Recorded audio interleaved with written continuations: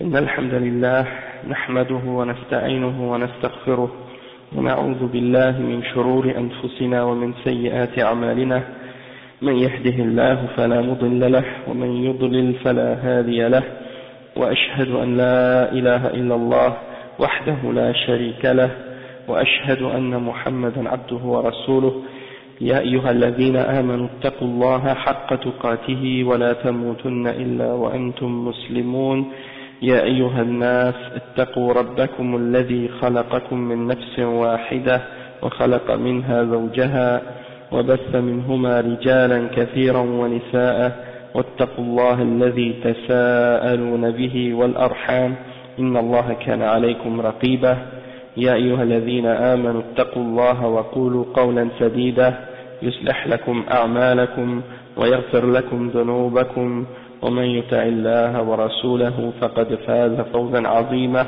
وإن خير الكلام كلام الله وخير الهدي هدي محمد صلى الله عليه وسلم وإن شر الأمور محدثاتها وكل محدثة بدعة وكل بدعة ضلالة وكل ضلالة في النار أما بعد.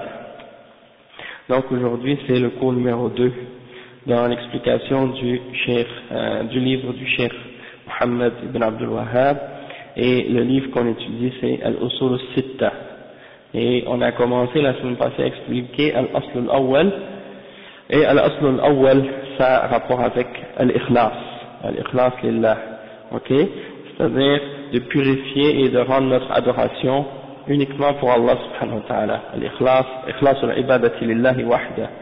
Et on a expliqué que l'ibada dans l'islam il est basé sur deux principes ou deux fondements. Le premier, c'est-à-dire d'adorer uniquement Allah subhanahu wa ta'ala et de purifier notre adoration uniquement pour lui.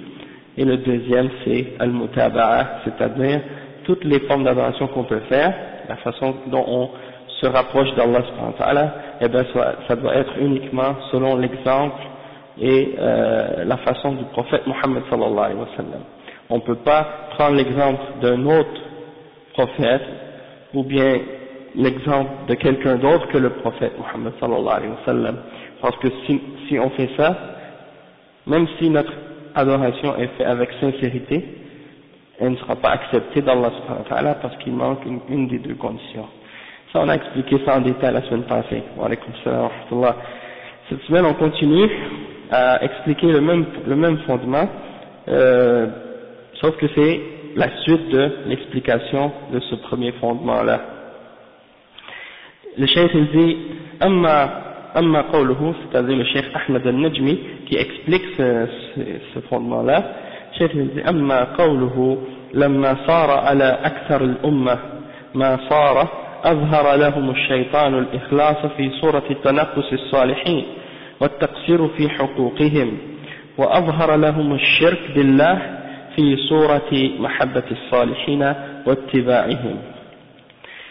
والمقصود بهذا الكلام أنه لما أدخل في الدين ما أدخل من البدع كبدع الصوفية وبدع التشيع وما إلى ذلك من البدع أظهر الشيطان لكثير من الناس أن إخلاص العبادة لله وعدم دعاء أولئك الصالحين في زعمهم يكون فيه تنقص للصالحين وتقصير في حقوقهم، وأن من دعا أولئك الصالحين واستغاث بهم وجعلهم وسائط بينه وبين الله فقد عرف حقهم، وعلما بأن الله يمنع ويأبى أن يشرك معه غيره في شيء من العبادة حتى ولو كان ملكا أو ملكا مقربا أو نبيا مرسلا.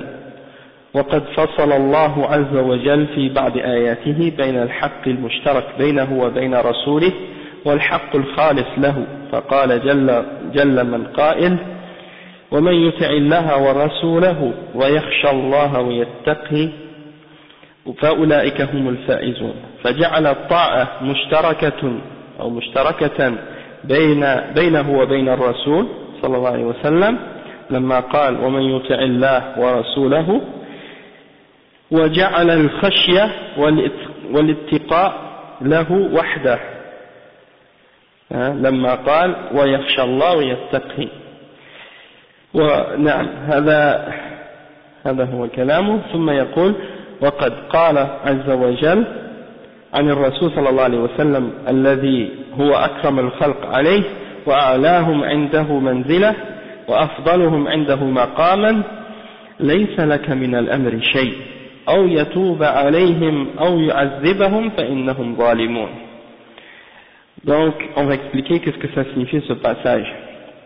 Le cheikh il dit, c'est-à-dire là il lit les paroles du cheikh Mohammed ibn Abdul Wahhab à ce sujet-là, et il dit que après un certain temps il y a beaucoup parmi les gens qui composent la Ummah qui se sont fait tromper par le shaitan, du fait que le shaitan a réussi à leur faire paraître, à leur faire donner l'impression ou à leur faire paraître que d'avoir al-ikhlas et de vouer notre adoration uniquement à Allah subhanahu wa ta'ala et d'adorer Allah subhanahu wa ta'ala directement sans prendre des intermédiaires ou des intercesseurs entre nous et Allah subhanahu wa ta'ala, que ça c'était un rabaissement ou un manque de respect envers les salihin, envers les hommes qui ont été très vertueux, qui ont été pieux dans le passé, dans le sens que on adore Allah subhanahu wa ta'ala seul, et on ne prend pas d'intermédiaire, parce que pour ces gens, certains d'entre ces gens-là que le shaitan a trompés,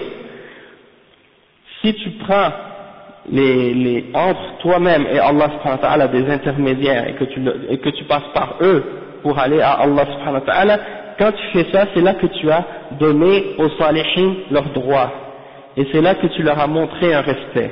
Tandis que si tu passes par autre que si tu passes par quelqu'un, par un intermédiaire pour prier ou pour adorer Allah subhanahu wa ta'ala, là il dit ça y est, maintenant tu as donné aux salihin leurs droits. Et ça c'est le shaitan qui leur a fait croire à cette idée-là. Et le shaykh il dit وَمَنْ أَظْهَرَ لَهُمُ الشِّرْكَ بِاللَّهِ الشيطان أظهر لهم الشرك بالله في صورة محبة الصالحين واتباعهم.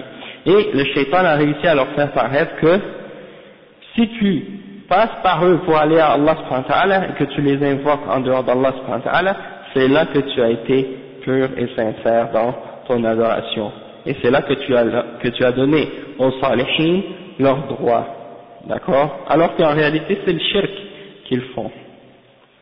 Donc le cheikh Ahmed al-Najmi il explique ça plus en détail. Il dit que le but de l'explication dans cette parole-là du cheikh, c'est que on sait que après la mort du prophète Mohammed sallallahu alayhi wa sallam et après les premiers siècles de l'islam, disons la période des trois premiers siècles, durant cette période-là, vers la fin de la période des Sahaba jusqu'à aujourd'hui, il y a eu des bid'ah qui sont entrées, il y a des innovations qui ont été inventées, des choses qui ont été ramenées dans la religion qui n'en font pas partie.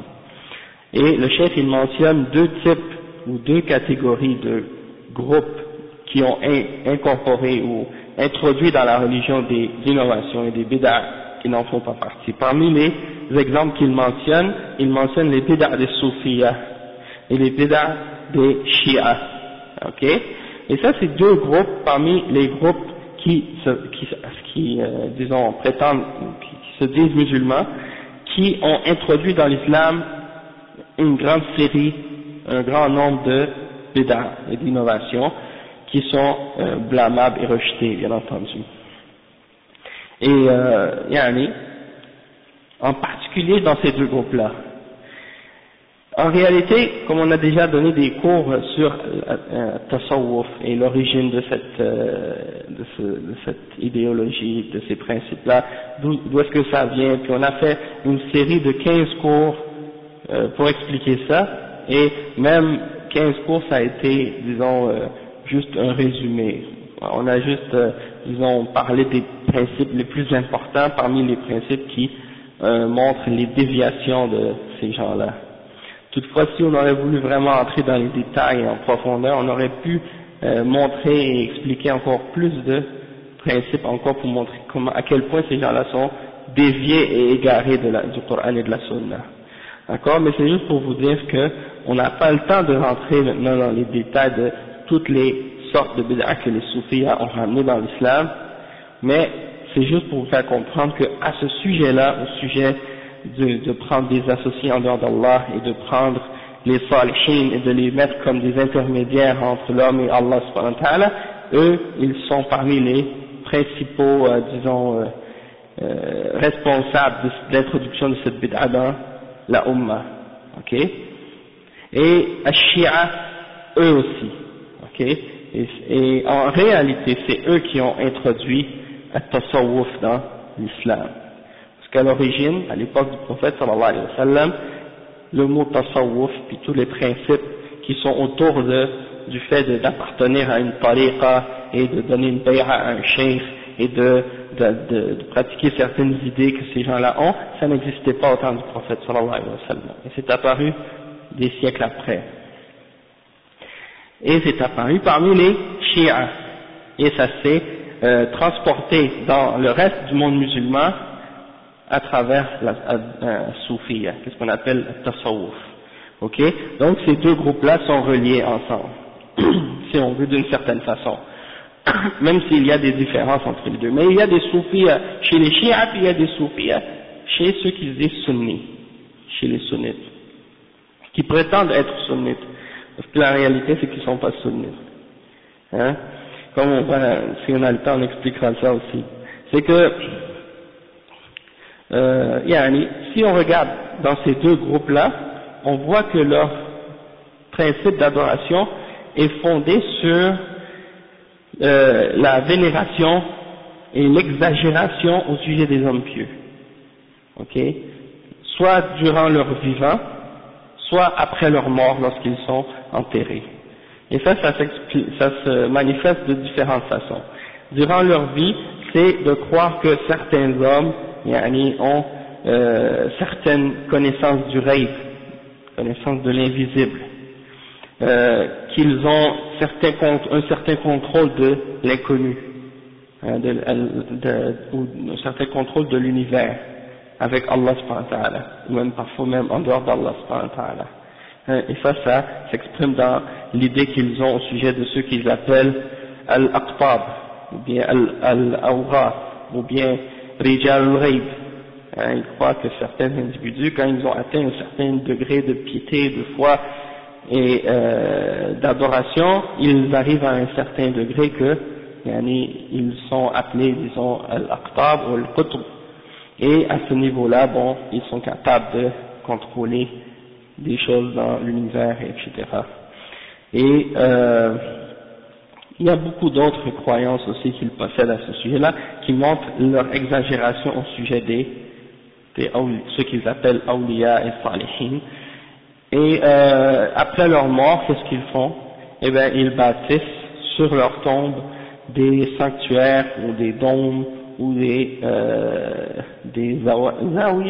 zawiyas ou des trucs comme ça, et ils vont à cet endroit-là pour effectuer des rituels, des actes d'adoration, que ce soit, comme on a dit, at-tawaf, ou bien pour égorger ou sacrifier des animaux pour eux, pour ces êtres-là, ou bien pour leur demander l'intercession, comme on a mentionné ça plusieurs fois dans d'autres durus, pour aller chercher la baraka, ou beaucoup d'autres raisons. Et tout ça, c'est des manifestations de shirk.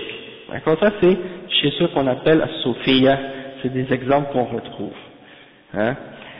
Et il y en a qui vont dire parmi eux, ça c'est des ignorants qui font ça, c'est des gens qui savent pas lire et écrire, ils suivent ça, ils font ça, c'est pas correct de faire ça.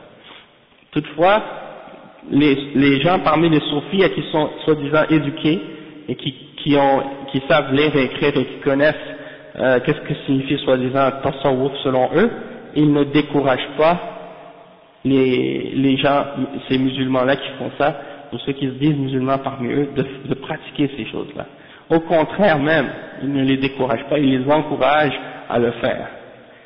Donc on voit que, en réalité, on peut dire que même si ces gens-là, parmi ces soufis, ils prétendent qu'ils sont pas d'accord avec ça, du fait qu'ils laissent ces gens-là faire ça et qu'ils ne les dénoncent pas, lorsqu'ils font ça, c'est comme si en réalité, ils approuvent ces actions-là. D'un autre côté, chez les Shia, on a vu les mêmes choses se faire du fait que ils exagèrent au sujet de ceux qu'ils appellent al-a'imma, leurs imams, ok? C'est-à-dire qu'ils croient que les descendants de Ali ibn Abi Talib, radiyallahu anhu, sont des êtres surnaturels, qui ont des qualités divines, ou semi-divines, et ils vont dire qu'ils ont un contrôle de l'univers, qu'ils ont une connaissance de l'infini, etc. Ça c'est durant leur vie. Et même avant même d'être au monde, ils croient qu'ils existaient toujours. Certains d'entre eux disent que, comme Al-Khomeini par exemple dans son livre Hukumat al-Islamiyya, il dit dans ce livre-là que les imams existaient depuis toujours comme des lumières autour du trône, et qu'ils ont une connaissance de l'infini même sous leur forme de sperme avant même d'être venus au monde, et que c'est eux qui décident du moment de leur mort, et qu'ils ne meurent que par leur propre décision, et qu'ils ont un contrôle, et que tous les atomes de l'univers se prosternent devant eux en obéissance et par respect pour leur autorité. Ça c'est des exemples d'autorité ou d'exagération qu'ils donnent au sujet de ces imams-là, et après leur mort, ils bâtissent eux aussi autour de leur tombe ou sur leur tombe des dômes et des sanctuaires avec des grillages et tout ça, et ils vont chaque année faire des pèlerinages à ces endroits-là, faire le tawaf et demander l'intercession à ces êtres-là, et ils ont un hajj qu'ils font à ces endroits-là, et ils prétendent que ça fait partie de l'islam, d'accord? C'est soit ils font ça. نعم لا شك بارك الله فيك. نعم نعم هذا هو صح. soit à Karbala ou à Najaf ou à les autres villes, en tout cas dans plusieurs autres villes, même en Syrie ils font ces choses là aussi, puis dans d'autres régions, et même quand ils viennent à Mecca et à Medina pour faire le hajj, eh bien leur hajj à eux c'est un hajj tout à fait différent que le hajj des gens de Ahl-Sunnah wal Jama'a, parce qu'on trouve que ces gens-là, quand ils vont faire le hajj, ils ont une série de parcours ou d'aller visiter des tombes, et c'est ça leur religion à eux. Ça se retourne toujours autour des tombes, ok? C'est pour ça qu'on dit que ce sont des Quburiyoun, ce sont des gens qui adorent les tombes, et leur religion c'est l'adoration des tombes, ok? Et non pas des mosquées, ok? Et la même chose pour les soufis, qu'est-ce qu'on a dit à leur sujet? Ils se réunissent pas dans les mosquées, mais dans les zawaya et autour des tombes. Et c'est là-dessus que se base leur culte et leur adoration.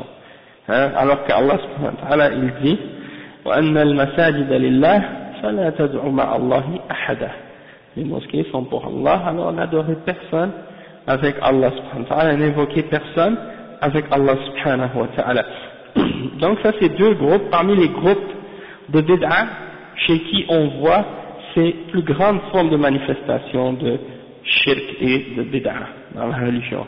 Et donc c'est pas surprenant de voir que ce sont chez ces groupes-là qu'on voit le plus d'opposition à la da'wa salafiyya et à la da'wa au Coran et à la Sunna.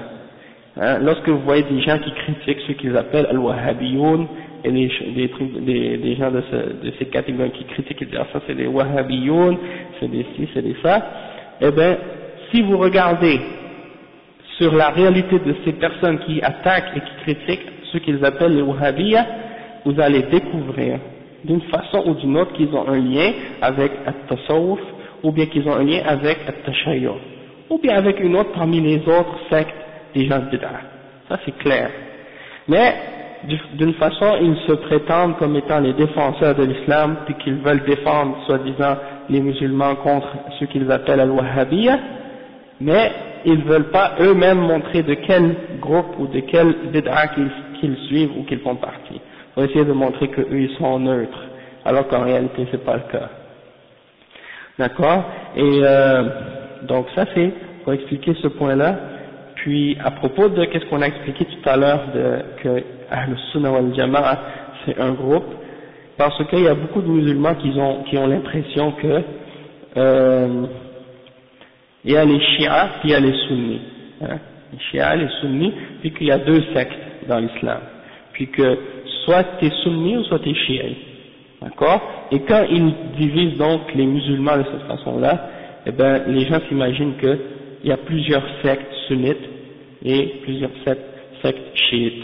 D'accord? Et ça, c'est une fausse compréhension de l'islam et de la sunna. Parce que chez les chiites, il y a plusieurs sectes. Et ça, c'est bien normal puisqu'ils sont une division et un groupe qui a dévié du Coran et de la sunna. Donc c'est normal qu'ils se divisent. D'accord? Mais d'un autre côté, chez les gens qui se disent sunnites, eh bien la même chose, il y a différentes sectes. Ce ne sont pas tous ceux qui se disent sunnites qui sont sur la sunna. Hein? La preuve, c'est qu'il y a les Mu'tazila, il y a les Qadariya, il y a eu les Murji'a, il y a eu les aussi les Khawarij, il y a eu aussi les Asha'ira et les Maturidiyya et beaucoup d'autres turuq et beaucoup d'autres sectes. Enfin,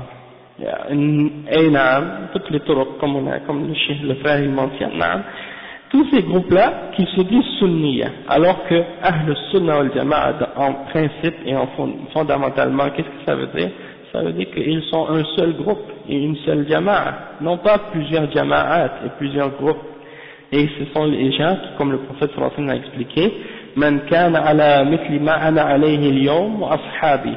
Ce sont ceux qui ont suivi ce que je suis moi-même et mes compagnons. Et il a dit fa'alaykum bi sunnati wa sunnati al-khulafa ar-rashidin al-mahdiyyin min ba'di tamassaku biha wa 'addu 'alayha bin nawajid. Donc ça veut dire les sahaba et les tabi'in, et eux ils étaient tous réunis et sur une seule et même aqidah, ils n'étaient pas divisés en différents groupes et en différentes sectes. Et le prophète sallallahu alayhi wa sallam nous demande de suivre ce groupe-là. Et donc, c'est le groupe dont le prophète sallallahu alayhi wa sallam a parlé dans le hadith lorsqu'il a dit La tazalu ta'ifatun min ummati zahirina ala al-haqq la yadurruhum man khadalahum wa la man khalafahum hatta ya'tiya amrullah wa hum ala dhalik. C'est-à-dire il y aura toujours un groupe et une portion de ma umma qui seront sur la vérité et qui seront victorieux sur la vérité, et ceux qui vont s'écarter d'eux ou qui vont se mettre contre eux ou se désavouer d'eux, ils ne pourront rien leur faire de mal ou les nuire jusqu'à ce que vienne le commandement d'Allah, c'est-à-dire l'heure du jugement dernier, et ils seront toujours victorieux. Donc ça veut dire que Ahl Sunnati wal Jama'a, c'est ce groupe-là qui va rester victorieux, qui sera sur la vérité jusqu'à la fin des temps. Et leur principe, c'est quoi? C'est de s'accrocher au Coran et de s'accrocher à la Sunna, et l'exemple des Khulafa ar-Rashidin et des Sahaba en général. Donc, ils sont un seul groupe et une seule Jama'a, comme le prophète sallallahu alayhi wa sallam a dit, فَتَفْتَرِقُ هَذِهِ الْأُمَّةَ عَلَى 73 فِرْقَةٍ كُلُّهَا فِي النَّارِ إِلَّا وَاحِدَةً. Cette umma va se diviser en 73 sectes, elle sera toute en enfer excepté une. Et celle-là, il l'a décrit comme en disant, c'est al-jama'a, hi al-jama'a. Et dans un autre hadith, il a dit, c'est ceux qui s'accrochent à ce que moi j'ai suivi, ainsi que mes compagnons. Donc ça veut dire, ils sont une seule et même jama'a, pas plusieurs jama'at. D'accord? Donc tout groupe, ou toute organisation, ou tout turuq, n'importe quel, qui prend comme fondement et comme principe quelque chose qui oppose et qui contredit les fondements et les principes de la sunna, c'est automatique que ce groupe-là sort des limites d'Ahl Sunnati wal Jama'a, et ça ne veut pas dire qu'il sort de l'islam, ça veut dire qu'il sort des limites d'Ahl Sunnati wal Jama'a et qu'il devient un groupe de bid'ah. Et comme on dit, quand un groupe devient un groupe de bid'ah, ça ne veut pas dire qu'ils deviennent des kuffars et qu'ils vont être en enfer pour l'éternité. Ça veut dire qu'ils sont parmi les gens qui vont mériter le châtiment d'Allah, mais ils sont toujours dans l'islam. Si Allah veut, il va les faire entrer au paradis par sa miséricorde, et si Allah veut, il va les faire rentrer en enfer pour un temps, et par la suite ils sortiront, tant qu'ils n'ont pas fait de shirk. Mais ceux qui ont fait un shirk akbar, ou une forme de kufr quelconque, ceux-là vont rester pour l'éternité en enfer, parce que Allah subhanahu wa ta'ala il dit inna Allah la yaghfiru an yushraka bih wa yaghfiru ma duna dhalika liman yasha. Allah subhanahu wa ta'ala il ne pardonne pas qu'on associe quoi que ce soit avec lui dans l'adoration, mais en dehors du shirk et le kufr bien entendu, il pardonnera à qui il veut. il pardonne n'importe quel autre péché à qui il veut, autre que le shirk. C'est-à-dire, comme on a déjà expliqué ça en détail des fois dans plusieurs autres cours. Donc ça c'est juste pour vous donner, disons, une meilleure compréhension du sujet, au sujet duquel parle le cheikh ici lorsqu'il mentionne les bid'a des soufis et les bid'a des chiites. Parce que le fait par exemple de bâtir des constructions ou des monuments ou des trucs sur les tombes, c'est pas shirk en soi de construire ces bâtiments-là ou ces choses-là. Sauf que c'est, disons, quelque chose qui a été interdit clairement et explicitement dans les textes du Coran et de la Sunna. Et, étant donné que c'est une chose qui, disons, montre un certain respect ou pas un respect, mais disons, disons une certaine exaltation pour la personne qui est enterrée, ben ça peut amener les gens à tomber dans l'exagération et dans le shirk à leur sujet. Et il y a un frère qui me disait aussi, subhanallah, j'étais étonné d'entendre ça, je ne savais pas, il y a un frère qui m'a expliqué qu'en Syrie, il dit, il est allé visiter quelque part en Syrie, il a trouvé que, soi-disant, la tombe d'Ibn Taymiyyah, elle était dans une université.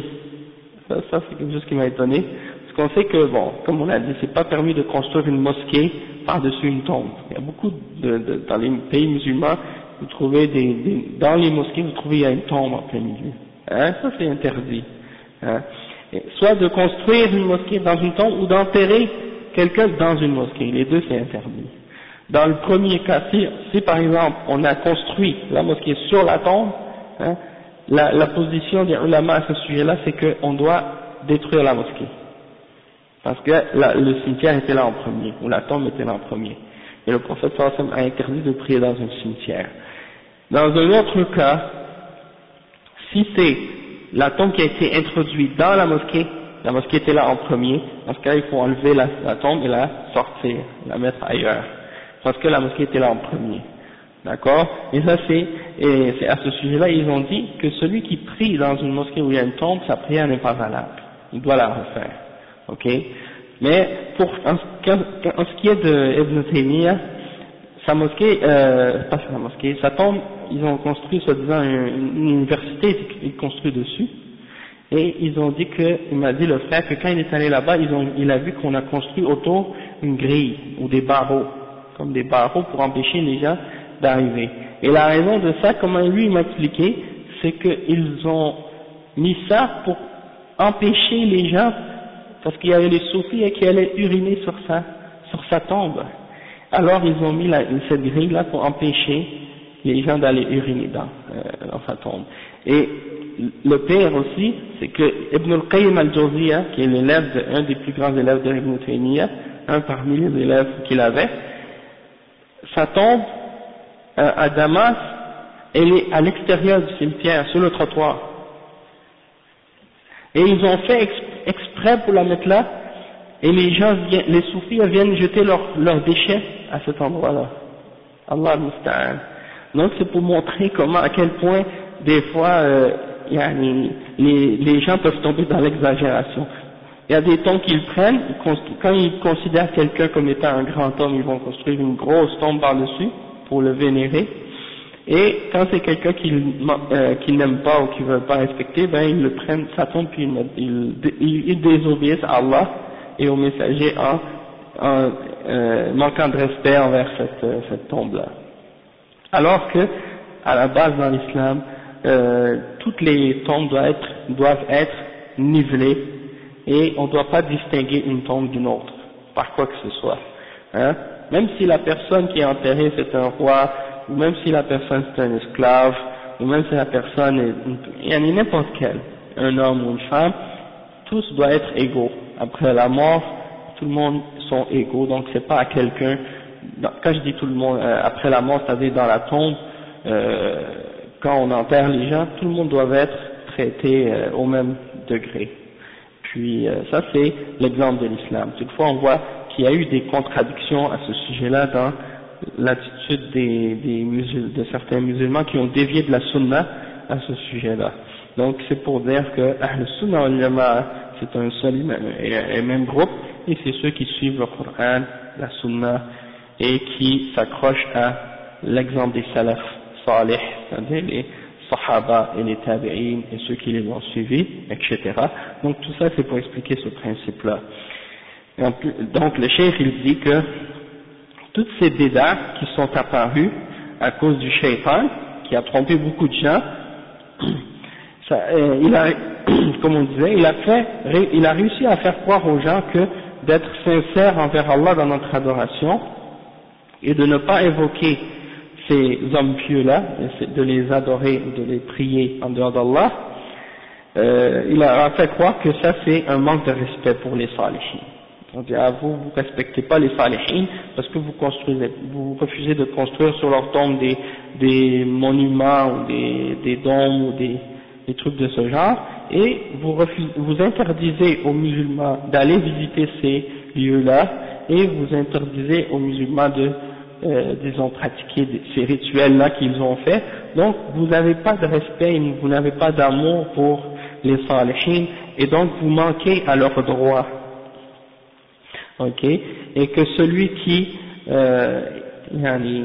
ils disent que celui qui invoque les salihin, et que lorsqu'il a un malheur ou un danger dans sa vie, il crie pour demander secours à ceux-là, hein, quand ils sont dans un malheur, ya Tijan, ya Abdul Qadir al-Jilani, ya Fulan, et donc il les invoque parce qu'ils ont un malheur, comme ils ont un danger. Là, il les appelle au lieu d'appeler Allah subhanahu wa ta'ala. Donc, ces idées-là, ces actions-là, eux, ils disent, si tu fais pas ça, si tu les prends pas comme intermédiaires ou intercesseurs entre toi et Allah, donc tu n'as pas reconnu leur droit, le droit qu'ils ont sur toi. Hein? Et donc, comme j'écoutais une explication du chef Mohammed Aman, il disait, quelle est la preuve de ce que vous dites à ce sujet-là? Quelle est la preuve que ça, c'est ça leur droit que Allah leur a donné, du Coran et de la Sunna? Amenez vos preuves. Et le cheikh dit, ils n'ont pas de preuves à ce sujet-là. Le droit qu'ils ont sur nous, c'est de les aimer, hein, comme le cheikh va l'expliquer, mais pas de les aimer avec Allah subhanahu wa ta'ala, de les aimer pour Allah subhanahu wa ta'ala et en Allah subhanahu wa ta'ala, mais pas نعم هذا هو نحبهم لله ليس مع الله محبة مع الله لأن هذه المحبة محبة شركية. Si tu les aimes avec Allah, ça veut dire que tu les associes avec Allah dans l'amour. Donc Allah seul que tu dois aimer plus que tout, et tout ce que tu aimes, ces hommes-là, si tu les aimes s'ils sont vraiment des salihin, comme ils le prétendent, parce que souvent ils attribuent à des gens, ils disent que ce sont des salihin, et ils l'ont jugé et déterminé d'eux-mêmes, c'est-à-dire selon leurs critères à eux et leurs principes à eux, alors que lorsqu'on regarde la réalité de ces êtres-là, eh bien souvent c'était pas des êtres pieux, hein? C'était des gens qui faisaient pas la salat, qui faisaient pas le Ramadan, des fois ils restaient dans les najasa, ils faisaient des choses bizarres, et eux ils ont dit ce sont des awliya, hein? Donc c'est un peu bizarre des fois la mentalité ou la pensée des soufis, et c'est juste pour dire que même parfois ce sont même pas des salihin, mais eux ils ont décidé que ce sont des salihin. وهو أعلم بمن اتقى, وهو أعلم بمن اتقى. Donc Allah subhanahu wa ta'ala, c'est lui qui connaît mieux qui est-ce qui craint Allah subhanahu wa ta'ala et qui est sur le droit chemin et qui s'est dévié du droit chemin. Donc c'est pas à nous de décider lui il est salih et lui il est pas salih, sauf si on a des preuves que la personne vraiment elle contredit qu'est-ce qui est dans le Coran et dans la Sunna. Là on voit qu'il n'est pas salih, et si on voit que la personne est bien, on dit en apparence, comme le prophète sallallahu alayhi wa sallam nous a dit, أحسبه كذلك ولا أزكي على الله أحدا, je pense qu'il est comme ça, mais je ne vais pas dire avec certitude ça y est, celui-là il est pieux, alors que Allah seul connaît la réalité de son cœur et de son état intérieur. Donc c'est ça. Donc eux ils ont dit, si tu prends pas ces êtres là comme des intermédiaires entre toi et Allah, dans l'adoration, donc ça veut dire que tu ne leur as pas donné leurs droits. Et le cheikh il dit donc, alors qu'on sait que Allah subhanahu wa ta'ala nous a interdit d'associer quoi que ce soit avec lui dans l'adoration, même si c'est un ange rapproché ou un prophète envoyé par Allah subhanahu wa ta'ala. Allah subhanahu wa ta'ala, il a même distingué entre son droit à lui et le droit de son messager, hein, dans plusieurs versets. Parce que on voit par exemple dans le verset que le cheikh a mentionné, c'est le verset 52 dans Surat An-Nur, Allah subhanahu wa ta'ala il dit, et celui qui obéit à Allah et à son messager, et qui craint Allah, hein, yarhamukallah, et qui a peur d'Allah et qui le craint, alors ceux-là sont ceux qui auront le succès. Dans ce verset-là, on voit que il y a, quelque chose qui est commun à Allah et au messager, dans le sens que Allah nous ordonne d'obéir à lui et à son messager. Dans l'obéissance, Allah subhanahu wa ta'ala, a ordonné qu'on l'obéisse lui et qu'on obéisse son messager. Parce que le messager, quand il ordonne quelque chose, quand il interdit quelque chose, c'est pas de lui-même, mais c'est de la révélation d'Allah subhanahu wa ta'ala. In huwa illa wahyun yuha. C'est une révélation qu'il transmet. Tandis que dans la crainte et dans l'adoration, comme on voit juste après, Allah subhanahu wa ta'ala, il a, mentionné uniquement son nom à lui. Dans le sens que, dans l'obéissance, c'est vous obéissez Allah et son messager. Mais quand ça a rapport avec la crainte, hein, et at-taqwa et al-khashya, c'est uniquement un droit à Allah seul, et non pas pour le messager. On n'inclut pas le messager dans ce droit-là, comme le chef l'a expliqué. Et aussi, le chef il dit que Allah subhanahu wa ta'ala, malgré que le messager d'Allah, son messager, le prophète Muhammad sallallahu alayhi wa sallam, c'est la plus noble des créatures pour Allah, et c'est celle qui est la plus élevée, et la plus méritoire, hein, celle qui mérite le plus, hein, et qui a plus de grâce auprès d'Allah, et qui est plus élevée par rapport aux autres, hein, malgré tout ça, Allah subhanahu wa ta'ala lui dit dans le Coran, lorsqu'il s'adresse au prophète sallallahu alayhi wa sallam en disant, tu n'as rien à décider dans l'affaire, hein. Ça c'est le verset 128 dans Surat Al-Imran. Il dit, laysa laka min al-amri shay. Allah dit au messager, tu n'as rien, aucune décision dans cette affaire. Soit que Allah les pardonne, accepte leur tawbah, ou qu'il les punisse, car ce sont des gens injustes. laysa laka min al-amri shay, aw yatuba alayhim, aw yu'adhibahum, fa innahum zalimun. Et cette ayah, elle était révélée lorsque il y avait eu beaucoup des gens qui avaient mémorisé le Coran, qui avaient été tués par les mouchriquins de Quraysh. Alors pendant les prières, le prophète sallallahu alayhi wa sallam, il faisait dua al-qunut contre les mouchriquins, et il les maudissait spécifiquement en mentionnant leur nom. Allahumma al-an fulan, Allahumma al-an fulan, hein. Il mentionnait le nom de ceux qu'il maudissait et demandait à Allah de les maudire. Allah subhanahu wa ta'ala a fait révéler ce verset-là. Laysa laka min al-amri shay. C'est pas à toi que revient la décision dans ces affaires-là. Que s'il veut, Allah va accepter leur tawbah, s'il veut, il va les punir. Et en fait, quand on regarde la majorité des gens contre qui le prophète sallallahu alayhi wa sallam a invoqué la malédiction dans ce dua qu'il faisait, ils ont été guidés à l'islam par la suite, et ils sont devenus musulmans.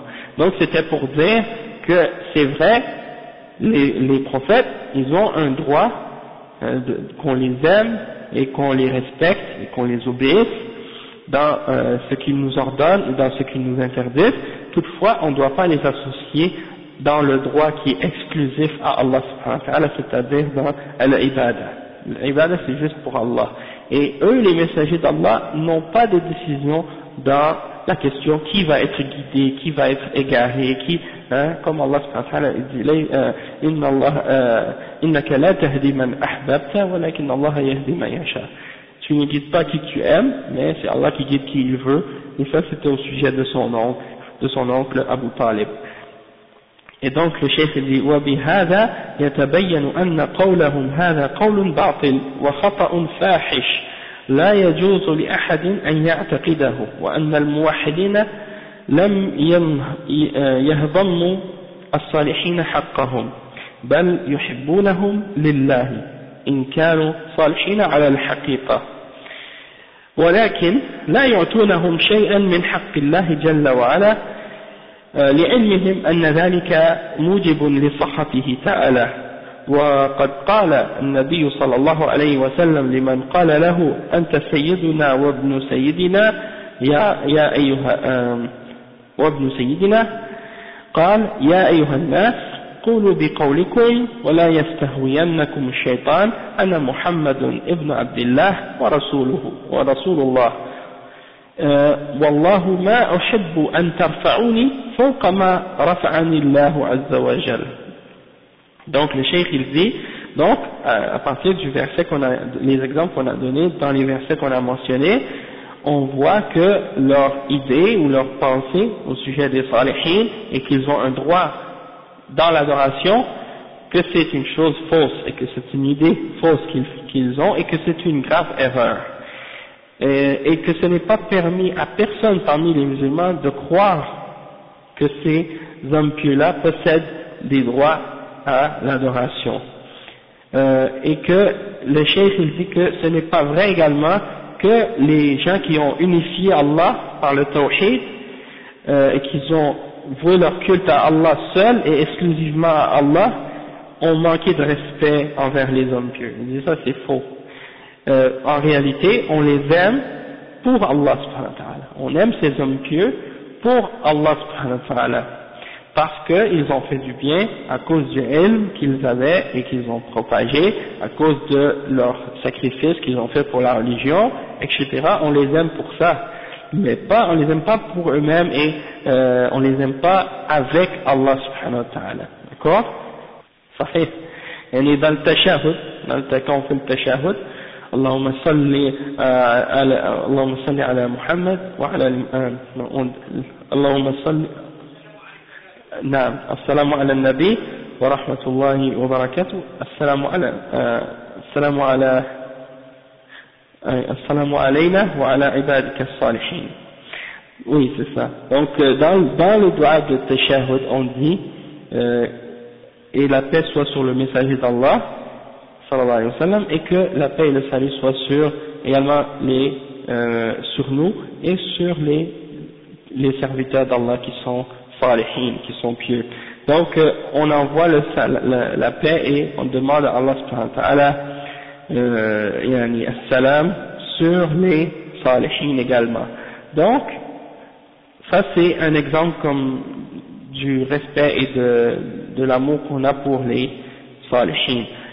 Mais on les aime pas avec Allah subhanahu wa ta'ala. Et on les aime en particulier s'ils sont réellement salihin. C'est pas juste qu'on a prétendu que certaines personnes sont des salihin, alors qu'en réalité, quand on observe qu'est-ce qu'ils faisaient, ils faisaient pas la salat, ils faisaient pas le ramadan, ils s'écartaient pas des impuretés, des trucs comme ça. Et ça, on trouve ça à propos de certains parmi les gens qui sont décrits comme étant des awliya dans les livres des soufiyas. Quand vous lisez dans les livres des soufiyas, quand ils font la biographie de certains parmi ceux qu'ils appellent des awliya, vous trouvez que certains d'entre eux, ils disent à leur sujet, ils ne faisaient pas la salat ou des trucs de ce genre, parce qu'ils disent que quand tu as atteint ce niveau-là, tu n'as plus besoin de prier, tu n'as plus besoin de jeûner, tu as atteint le niveau de al-yaqin, et donc après al-yaqin, c'est fini, tu n'as plus besoin d'adorer. L'ibada, c'est juste pour les gens ordinaires, et l'awam, et ceux qui connaissent pas bien la religion. Nous, on a atteint ce niveau, on n'a plus besoin de prier par la suite. Et on n'a plus besoin de s'écarter du haram. Ça c'est pour les gens ordinaires. Nous, on a dépassé ce niveau-là, on peut faire tout ce qu'on veut. Et ça, c'est dans l'al-mubin. Sahih, subhanallah.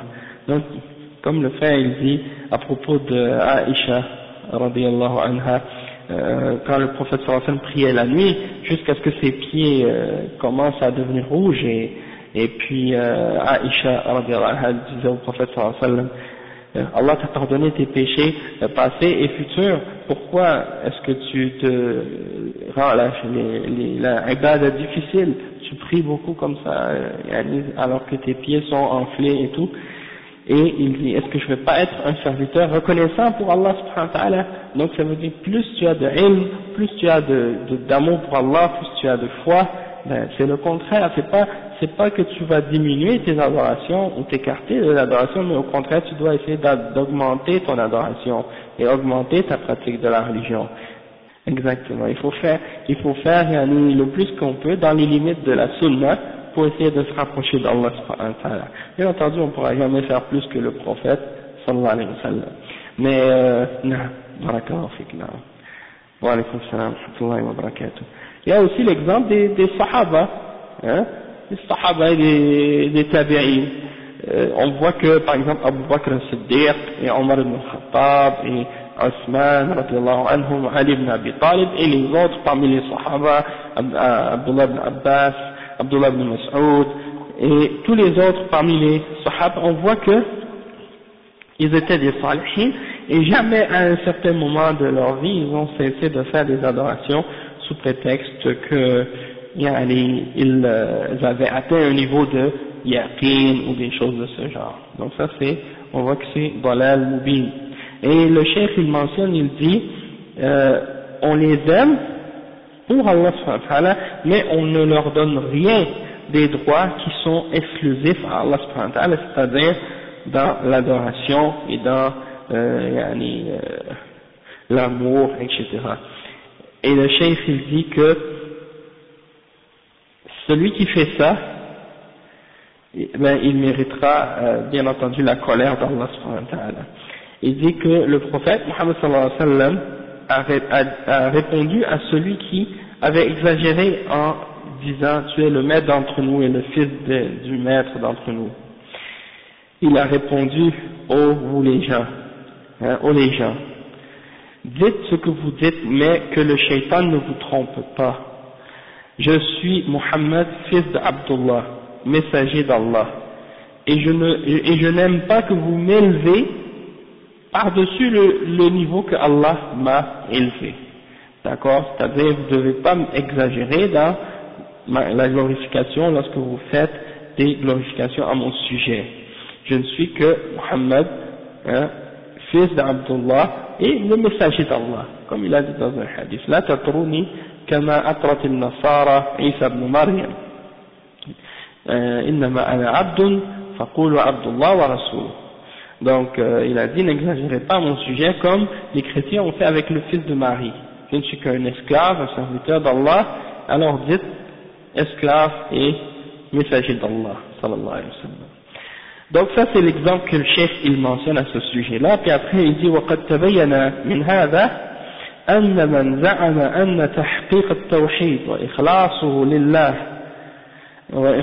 لله تعالى تنقص بالصالحين فإن قوله هذا باطل وإنه ضال من الضلال الذين يجب على المسلمين أن يحذروهم على دينهم وبالله التوفيق. Donc le cheikh il dit, et donc on a réussi à clarifier en donnant cette explication-là, que celui qui pense que de réaliser ou d'établir la réalité du tawhid et de rendre notre adoration purement pour Allah subhanahu wa ta'ala, c'est de rabaisser les hommes pieux et de leur manquer de respect, alors celui qui pense ça, c'est une pensée fausse, c'est une parole fausse qu'il dit, et c'est un égaré parmi les gens qui ont dévié. Et il est obligatoire aux musulmans de prendre garde et de faire des mises en garde au sujet de ces gens-là, par rapport à ces gens-là, au sujet de leur religion. Et le succès vient d'Allah subhanahu wa ta'ala. Parce que c'est des gens qui jouent avec les sentiments des musulmans, d'accord? Ils essaient de manipuler leurs sentiments et leurs émotions. Parce qu'ils savent que les musulmans aiment les salihin. Personne qui déteste les salihin, à moins qu'il y ait un problème dans sa foi, ou qu'il y a personne qui déteste le prophète sallallahu alayhi wa sallam et qui se dit musulman, parce que si quelqu'un déteste le prophète Muhammad sallallahu alayhi wa sallam et qui se dit musulman, enfin c'est contradictoire, d'accord? Un des principes de la foi, c'est que tu dois aimer le prophète sallallahu alayhi wa sallam, et tu dois aimer, wa alaykoum salam, que tu dois aimer les hommes pieux. Donc ils essaient de jouer avec les sentiments des, yeah, that's right. Ils essaient de jouer avec les sentiments des musulmans et de leur faire croire que ceux qui interdisent aux musulmans de, disons, de faire des actes de shirk et de construire sur les tombes des hommes pieux des monuments ou des trucs de ce genre qu'on a dit tout à l'heure, ou de les invoquer en dehors d'Allah, ils essaient de faire croire que ces gens-là n'aiment pas les salihin. Et le meilleur exemple de ça, c'est lorsque il y a les salafiyin, les gens qui ont amené la da'wa salafiyya en Arabie Saoudite à l'époque, après Mohammed ibn Abdul Wahhab, lorsqu'ils sont rentrés à Mecca et à Al-Madina, comme plusieurs fois on a expliqué ça, c'est que il y avait dans les cimetières Al-Baqi', là où les Sahaba sont enterrés, il y avait sur leur tombe, il y avait une série de constructions, de monuments qui avaient été construits par-dessus, des oratoires, des sanctuaires, des dômes, des mausolées, toutes sortes de trucs de ce genre, qui avaient été fabriqués ou construits par-dessus leur tombe. Et lorsqu'ils sont rentrés à Médine, qu'ils ont pris le contrôle de ces deux villes-là, les deux villes saintes de l'islam, eh ben, ils ont nivelé le cimetière et ils ont détruit toutes ces constructions qui avaient été fabriquées ou construites par-dessus. Qu'est-ce que les soufis ont fait pour attiser la colère des musulmans et pour mettre leur haine tous contre la da'wa salafiyya et les actions de qu'est-ce qu'ils ont fait? Ils ont commencé à dire, regardez, ça c'est les wahhabiyya, ils détestent les salihin, ils sont des gens qui détestent les salihin, ce sont des gens qui regardez, ils détruisent leurs tombes, ils détruisent leurs dômes et tout ça, ils n'ont pas de respect, hein, c'est des kuffars, même à la limite, ils les ont traités même de kuffars. C'est l'exemple, comme le frère dit, que Ali ibn Abi Talib, radiyallahu anhu, il avait été envoyé par le prophète Muhammad sallallahu alayhi wa sallam pour niveler toute tombe qui était au-dessus du niveau du sol et de détruire toute statue qu'il trouvait dans son chemin. أن لا يدع قبرا مشرفا إلا سويته ولا صورة أو ولا تمثالا إلا طمسته صورة إلا طمسته si je ne me trompe pas. Donc ça c'est rapporté dans Sahih Muslim, c'est un hadith sahih أي نعم l'imam Muslim رواه مسلم في صحيحه. Donc c'est un hadith sahih et donc ça prouve que c'est interdit. Puis il y a d'autres hadiths aussi l'exemple que le prophète sallallahu alayhi wa sallam a dit la'natullahi ala al-yahudi wa al-nasara ittakhadhu qubur anbiya'ihim masajid. Le prophète sallallahu alayhi wa sallam, exactement, non. Tout ça c'est haram. Comme le frère il dit, le prophète sallallahu alayhi wa sallam a dit que la malédiction d'Allah soit sur les juifs et les chrétiens. Ça c'est le prophète sallallahu alayhi wa sallam qui a dit ça. Il a dit que la malédiction d'Allah soit sur les juifs et les chrétiens. Ils ont pris les tombes de leurs prophètes comme des lieux de culte ou des mosquées, des endroits pour prier ou adorer. Et le frère il faisait le commentaire en disant que si tu rentres dans certains pays musulmans, dans les cimetières, tu penserais dans un cimetière chrétien. Tu te penserais dans un cimetière chrétien.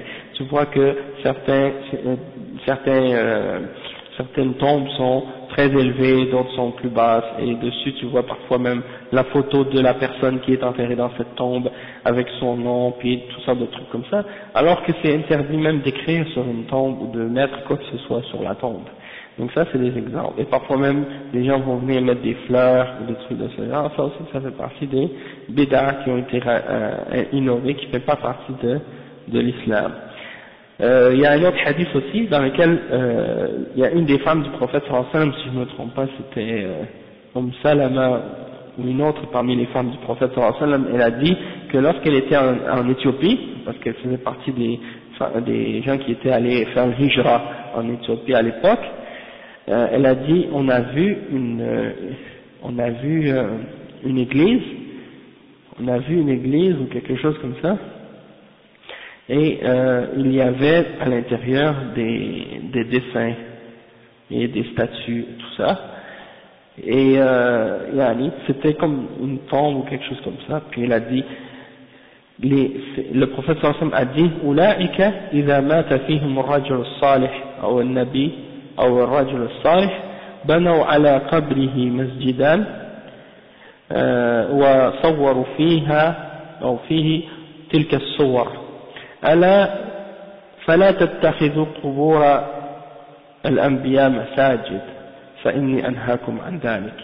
Donc le hadith ça disait que ces gens-là, lorsqu'ils voient dans la mosquée, lorsque parmi eux meurt un homme pieux ou un prophète, ils construisent sur sa tombe ces choses-là, puis ils font leur statue ou leur dessin dessus.